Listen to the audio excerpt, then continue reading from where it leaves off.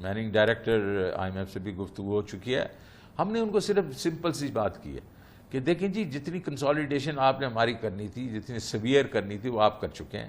اب ہمارے لوگوں کے پاس, ہماری انڈسٹری کے پاس یہ سخت نہیں رہے گی کہ ہم آپ کے یہ ٹیرفز بڑھا دیں.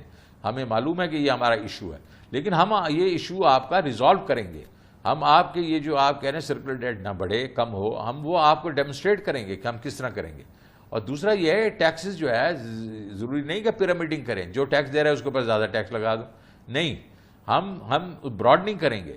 اور یہ دو مین ان کے ایشوز تھے جن کو ہم انشاءاللہ وہ کریں گے, کنفرنٹ کریں گے, ان کو اچھے طریقے سے سیٹسفائی کریں گے. تو میرا خیال میں یہ دونوں چیزیں چل سکتی ہیں. آئی ایم ایف پروگرام تو اگلے 1-1.5 سال کے لیے ہے نا. میں تو آپ کو جو میں نے آپ کو پہلے بتایا ہوا ہے کہ ہم نے تو ابھی شارٹ, میڈیم اور لانگ ٹرم جو اسٹریٹجیز ہیں ہر ان 12 ایریاز کی وہ بنا لی ہیں.